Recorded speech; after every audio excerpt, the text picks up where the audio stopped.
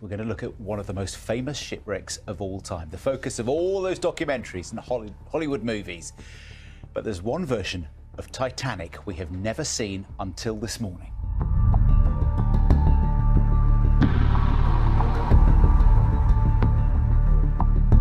It's 111 years later, and the Titanic's mystery is yet to be solved. Despite extensive research, there are many intriguing details about the Titanic that historians are yet to crack. However, technological advancements and the discovery of an old camera now provide horrifying and astonishing insights into the events of that ill-fated night. Could the sinking of the Titanic have been avoided? How many more people could have been saved? Join us as we delve into the ghastly details of the discoveries. To understand the Titanic's saga, we need to rewind to March 31st, 1909, the day its construction commenced in Belfast, Ireland. Harland and Wolff, the company that built the ship, poured creativity into crafting this iconic symbol of maritime engineering. The vessel, however, belonged to a trio of ocean liners: RMS Olympic, RMS Titanic, and HMHS Britannic. Before its ill-fated voyage, the Titanic garnered immense popularity, becoming a beacon of the ocean's magnificence. Little did anyone anticipate that its first journey would also be its last. At the time, White Star Line, the ship's owner, basked in prosperity, oblivious to the impending doom. During construction, the Titanic stood as a marvel to the world. It was meticulously designed and crafted with no expense spared. Costing over $3 million, equivalent to around $310 million today, its sheer size was awe-inspiring. It stretched 882 feet and 9 inches long, with a breadth of 92 feet and 6 inches. This grand vessel soared 104 feet from keel to bridge. Despite its grandeur, a threatening shadow loomed above the ship. Tragedy has haunted the Titanic since its inception, claiming the lives of 8 workers through unexplainable accidents over 2 years. Most of these accidents occurred when people fell from the ship or its scaffolding. One particularly chilling story among these tragedies is that of James Dobbin. He was a shipwright whose fate was sealed tragically on the day of the Titanic's launch. James Dobbin met a horrifying end as he was crushed to death during the ship's launch. What makes this incident even more haunting is the fact that around 10,000 spectators were present, witnessing this dreadful event unfold. However, the ship went on to be commissioned on March 31st, 1912, and global attention fixated on it, paying little mind to those who died while working to bring the marvel to life. The maiden voyage, slated to transport elite passengers from Southampton, England to New York City, drew a crowd of around 100,000, eager to witness history. Unfortunately, none of them realized that within a short span, this monumental journey would take a disastrous turn. On April 10, 1912, the Titanic set sail, embarking on its infamous journey.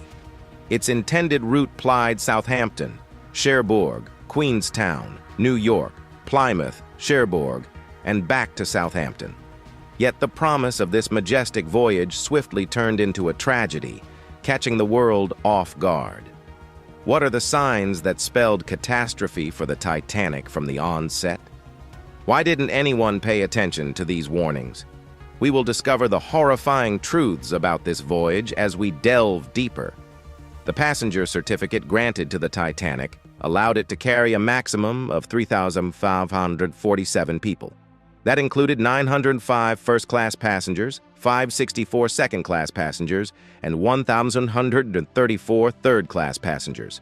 Steering this colossal maritime machine were 944 officers and crew, many of whom heroically sacrificed their lives to save as many passengers as possible during the disaster. The third class was a significant source of profit for shipping lines like White Star, and the Titanic was designed to offer these passengers superior accommodations and amenities compared to other ships at the time. When the Titanic was getting ready to set sail, there was a coal strike happening. So, the coal used to power.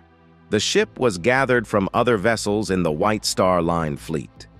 Even though the strike ended before the ship departed, there wasn't enough time to deliver the needed coal, so it had to manage what it had. Before the Titanic left the harbor, there was also a momentary incident that could have halted the journey and potentially saved numerous lives. As the ship moved, it displaced a significant amount of water, causing the SS New York, another docked ship, to break free and veer toward the Titanic. Spectators watched in horror as this happened, but thankfully, or maybe not, the situation was handled, and the Titanic continued its journey. Following the Titanic's sinking, some speculated whether this incident was a sign, suggesting troubled waters lay ahead. It's a thought-provoking idea, but it remains a mystery what might have happened if the Titanic had never left port on that fateful day. The images from its maiden voyage offer a glimpse into the Titanic's massive impact and popularity, transporting us back to the moments before one of history's most infamous maritime disasters. Did you know the Titanic was also on fire when it embarked on its first voyage? It may be unbelievable, but a raging fire had been burning in the ship's coal bunkers for 10 consecutive days before it set sail. For over a century, there's been debate about the fire's role in the Titanic's fate. There are pictures showing the fire damage on the hull, indicating the ship was plagued by trouble from the outset. Reports from the inquiry that followed the disaster revealed that workers battled the coal fire below deck but couldn't extinguish it. Although the fire wasn't directly responsible for the ship's sinking, it significantly weakened the ship's structural integrity, influencing the tragedy's outcome. Photographs discovered by journalist Sonnen Molen revealed a noticeable 30-foot-long dark mark on the ship's hull, directly related to the fire damage. Interestingly, this was the same spot where the Titanic later collided with the iceberg, marking the end of its journey. Considering these revelations, one can't help but wonder if things might have unfolded differently had the fire not damaged the ship. Another puzzling aspect is why the ship's officials decided to sail despite knowing about the underlying dangers. Was it overconfidence or a disregard for passenger safety? It's a critical detail that presents the Titanic's sinking as a result of multiple complex issues that plagued the ship before it even embarked on its voyage. The Titanic's tragic fate wasn't solely due to errors or bad luck, though. Recent research by historian Tim Moulton also sheds light on a lesser-known aspect of the disaster. The weather conditions that fateful night were ripe for a phenomenon called superrefraction, causing mirages. This mirage might have been a pivotal factor in the Titanic's demise. Interestingly, this atmospheric anomaly was witnessed by a few ships nearby, but its danger went unnoticed. The Titanic's lookouts struggled to spot the iceberg in time due to this mirage, while the nearby freighter, the Californian, remained oblivious to the Titanic's presence. The foggy conditions, with layers of cold air below warmer air, created a deceptive illusion. There was a false horizon, making objects seem nearer than they actually were. When the Titanic fired distress rockets, they appeared much lower than their actual height due to this mirage. The Californian observed these signals but misinterpreted them as a ship sailing away, failing to recognize the urgency of the situation and not rushing to the Titanic's aid. The Californian was a British Leyland Line steamship captained by Stanley Lord that happened to be near the Titanic on the fateful night of April 14 to 15, 1912. The ship was en route to Boston from London, carrying a cargo of wool and other goods. It's known for its role in the Titanic disaster, often surrounded by controversy regarding its proximity to the sinking ship. The Californian was positioned roughly 20 miles away from the Titanic, halted in an ice field for the night. Although it's unclear whether they saw the Titanic's distress signals or not, there were some significant events unfolding from their perspective. Around midnight, Cyril Evans, the Californian's wireless operator, was among those that contacted the Titanic to inform them about the ice field. Evans tried to reach the Titanic to relay messages about the surrounding ice, but his warnings didn't reach the bridge as the Titanic's radio operator had already signed off for the night. Due to this, the Californian didn't hear any response from the Titanic, leaving them unaware of the unfolding tragedy. However, some of the crew on the Californian noticed mysterious lights in the distance. These lights, later confirmed to be distress signals from the sinking Titanic, were misinterpreted by the Californian's crew as non-urgent flares. Despite seeing the distress signals, the crew didn't consider them alarming and didn't take immediate action, assuming they were just part of regular maritime operations. This misunderstanding and lack of action have been subject to much criticism and controversy over the years. It wasn't until morning when the crew on the Californian realized the gravity of the situation. They saw other ships, including the Carpathia, rushing towards the area where the Titanic had gone down. It was then that they realized they might have been closer to the tragedy than they initially thought. Stanley Lord, the Californian's captain, faced harsh scrutiny for the ship's lack of response and its proximity to the sinking Titanic. However, these weren't the only peculiar things about the night. Let's talk about the iceberg that landed the unfortunate last blow as well. This iceberg, as we know, sealed the Titanic's fate on that fateful night of April 14, 1912. As the Titanic navigated through the night, it was unaware of the icebergs lurking in the Atlantic waters. Speculation suggests that the iceberg responsible for sinking the Titanic might have originated from the Jakobshavn Glacier near Disko Bay on Greenland's west coast. This glacier might have formed around 1910 or 1911, drifting northward with the West Greenland current. The iceberg was not supposed to be there, at least not in such large numbers. The year 1912 was an exceptionally cold one, and the ice conditions in the North Atlantic were the worst in 50 years. Some experts believe that a rare alignment of the Sun, Moon, and Earth in January 1912 may have caused unusually high tides that freed more icebergs from the coast of Greenland. Others suggest that variations in the water temperature and salinity of the Labrador Sea may have influenced the iceberg formation and movement. Captain Edward John Smith and his crew were well informed about the expanded drift ice fields compared to previous years as they set sail for New York. The Titanic reportedly received warnings from other ships about the growing ice fields. The French ship, La Touraine, was among the first to warn the Titanic at 5:46 p.m. on April 12th, noting thick field ice in the area. Another steamer, the Rappahannock, encountered similar treacherous waters, possibly sharing information about the dangers ahead with the Titanic on April 13th. On the day of the disaster, the Titanic received numerous reports of ice fields, yet they disregarded each warning. The Coronia alerted the Titanic about icebergs and large fields of ice at 9:12 a.m., followed by the Dutch ship Noordav at 11:47 a.m. Despite these warnings, Captain Smith, confident in the Titanic's capabilities, merely acknowledged the messages. As the day progressed, more warnings poured in, but tragically, they were all dismissed. The Titanic collided with an iceberg, leading to the loss of over 2,500 lives. Interestingly, an old camera recently discovered in the deep ocean revealed startling photos from the Titanic incident. Captain W. Wood of the SS Estonian, a keen photographer, captured an image of a massive iceberg just 2 days before the Titanic sank. Astonishingly, the coordinates recorded by Captain Wood matched the location where the Titanic struck the iceberg. While it's challenging to confirm if this was the exact iceberg, the matching coordinates strongly suggest it might have been the one that caused one of history's most catastrophic disasters.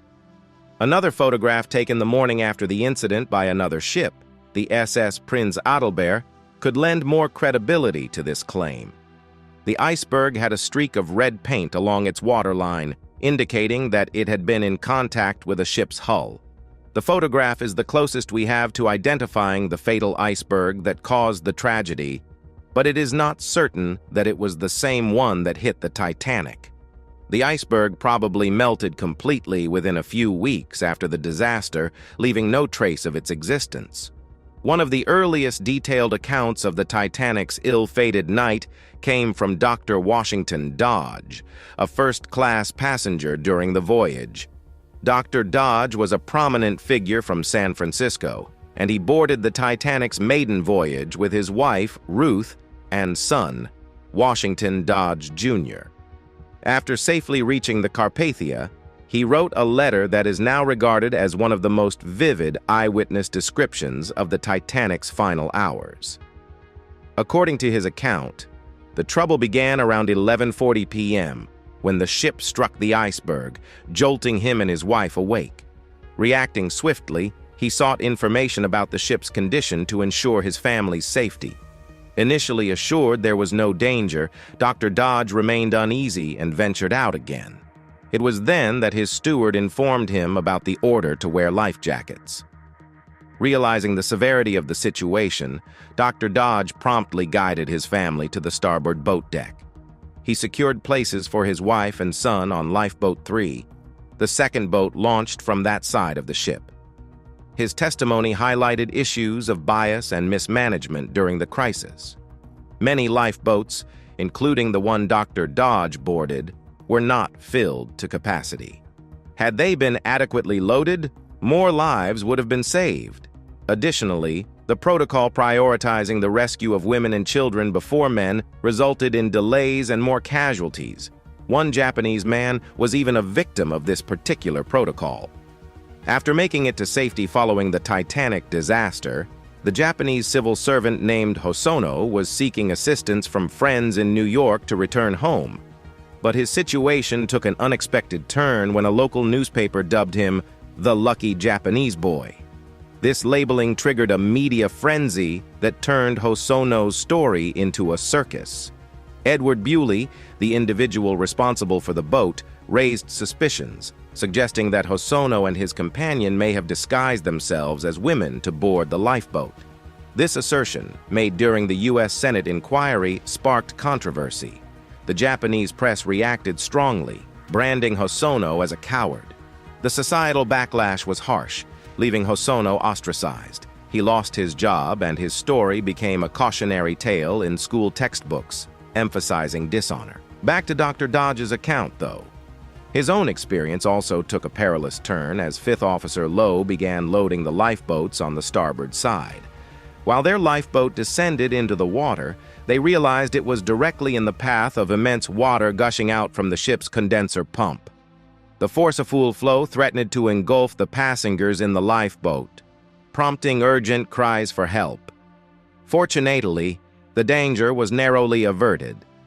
Dr. Dodge's account offers a gripping insight into the chaos and mismanagement that unfolded that night in the middle of the Atlantic.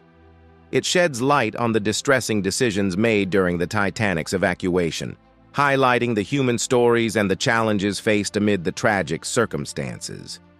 Surprisingly, this photograph was also found to support Dr. Dodge's account of the Titanic disaster.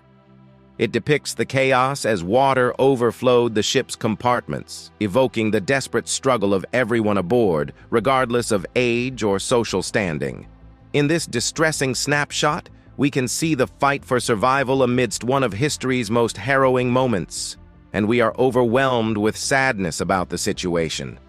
In the Titanic's final hours, rescue efforts were in full swing, aiming to evacuate as many people as possible from the sinking vessel. Of the 2,129 individuals aboard, a little over half lost their lives in the disaster. Surprisingly, for a ship accommodating such a large number, the Titanic carried only 20 lifeboats, and even fewer were used. Out of the available 20, only 18 were deployed, and most were not filled to their capacity. Fear of the lifeboats buckling under weight restrained the number of passengers saved, escalating the tragedy. Another troubling aspect was the failure of many lifeboats to return to carry more passengers. Reports suggest that officials feared being swamped by drowning victims or being pulled under by the sinking ship's pressure. This decision left helpless passengers stranded, contributing to further loss of lives. Ironically, the Titanic adhered to the safety standards of its time, meeting the required number of lifeboats as per maritime regulations. This grim reality points to the limitations of outdated safety regulations. The revelation that the White Star Line prioritized aesthetics over passenger safety was even more unsettling as it aimed for fewer lifeboats to maintain the ship's elegance. The ship was designed to float for longer in case of an accident, so that a comprehensive rescue can be planned. However, this plan failed drastically, and the Titanic sank quicker than anticipated. Years after the Titanic tragedy, a significant document also emerged, shedding light on a safety inspector's urgent appeals for an additional 10 lifeboats to be added to the ship. Unfortunately, the profit-driven owners of the Titanic swiftly dismissed these pleas, prioritizing the ship's aesthetics and timely departure over safety concerns. If these appeals had been heeded, approximately 700 more lives might have been saved. Till today, there are debates about the ethical implications of these decisions, questioning the prioritization of aesthetics over human lives. The ship's breakage adds another layer to the Titanic's tragic story. Within minutes of the collision, the vessel began flooding through a compromised hull, worsened by the smoldering fire in the coal bunker. As the ship rapidly filled with water, the breached hull's stress intensified due to the imbalanced weight caused by flooded compartments. The Titanic's hull eventually fractured around 2:17 a.m., approximately 2 hours after the collision, splitting between the third and fourth funnels. This break occurred in an area where the brittle iron rivets, known for their structural weakness, were used, contributing to the ship's fracture. Why substandard materials were employed in a project with an open budget remains a mystery. Although the ship's rapid sinking and the breakage might not be directly linked, the splitting of the ship stands as a pivotal moment in the tragedy's timeline. As the Titanic split, it didn't take long before it disappeared into the frigid waters, claiming thousands of lives. Amidst the chaos and panic on board the Titanic, the engineers in the ship's engine room were a group of unsung heroes that remained steadfastly dedicated to their duty. Led by Joseph Bell, this team of 24 engineers, including specialized roles like electrical engineers, boilermakers, a plumber, and a clerk, played a crucial but often overlooked role in the Titanic's story. These engineers understood the pivotal role of power in the ship's survival. They knew that maintaining power meant a chance for more people to survive. Even when the Titanic tragically split in two, they stood resolute, ensuring the ship's power systems kept running until the very end. Their selfless dedication meant sacrificing their own lives to give others a fighting chance for survival. They were instrumental in the last efforts to maintain some form of communication and potentially save lives before the Titanic met its final resting place on the ocean floor. However, Captain Edward John Smith's contribution during this disaster remains a contentious topic. His whereabouts and decisions during those crucial moments of the disaster continue to be debated, adding another layer of complexity to this tragic tale. Some eyewitnesses, however, dropped their accounts to demystify this haunting question. According to them, moments after the ship collided with the iceberg, Captain Smith supposedly appeared on the bridge, realizing the end of his 40-year legacy. There are claims that his attitude contributed to this disaster as he overlooked crucial safety drills, preferring trivial activities. Had these important safety drills been conducted, they might have better equipped the crew and passengers to confront the catastrophe, potentially saving more lives. Realizing his folly, Captain Smith supposedly got involved in rescue efforts.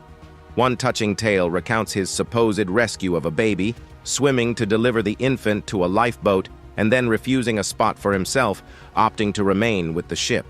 However, some narratives suggest he was absent during crucial moments and accused him of abandoning his post when his leadership was most needed. The uncertainty surrounding Captain Smith's fate further intensifies the mystery. While some speculate he survived and lived out his days in seclusion, his body was never recovered, lending credence to this theory, though it remains unverified. His role in the Titanic's tragedy persists as a debate. Was he a hero or a villain? Nobody knows for sure. Recovering bodies from the sea after a tragedy like the Titanic sinking was a daunting and sorrowful task, though. The people involved in this grim task faced the somber reality of retrieving those who lost their lives in the disaster.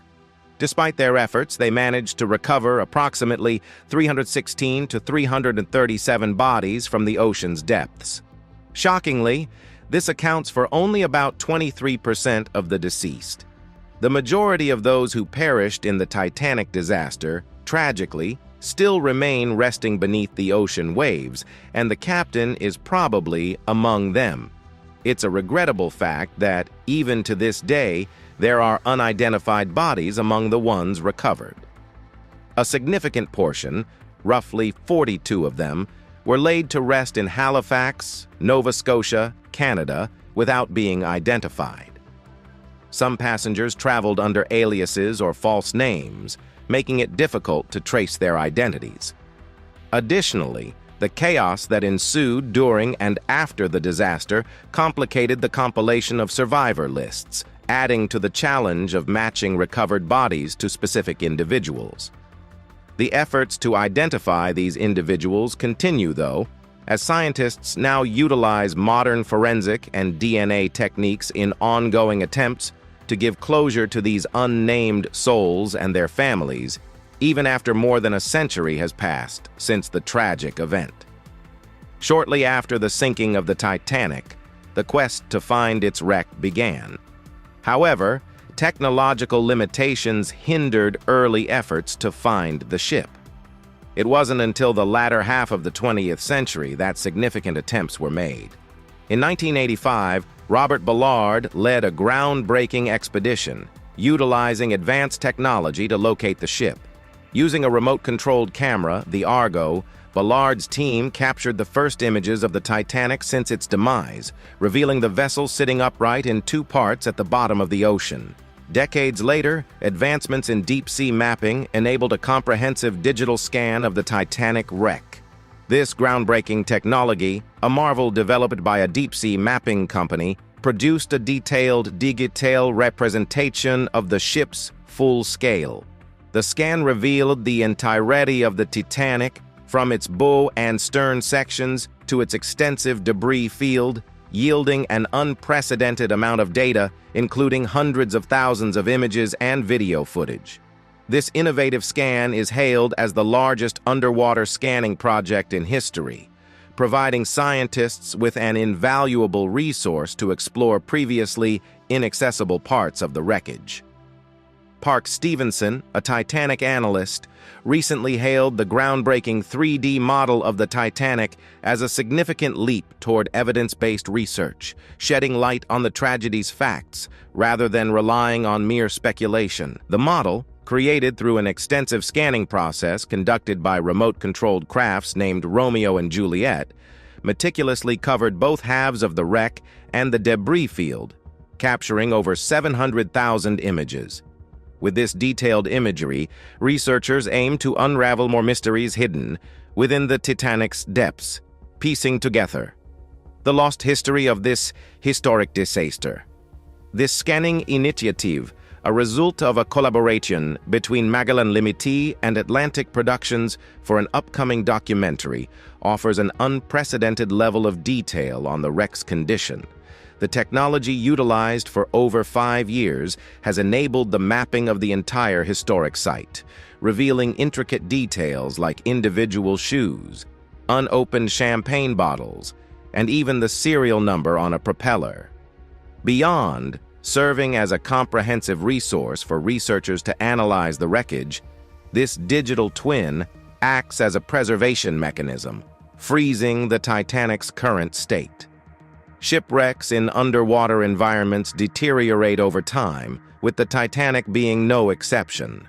While it remains accessible for now, the passage of time threatens to erase crucial details forever. However, the scan secures these specifics, ensuring their preservation for future study even if they vanish from the actual site. Thanks for watching. Make sure to check out another interesting video by clicking on the link on your screen. See you on the other side.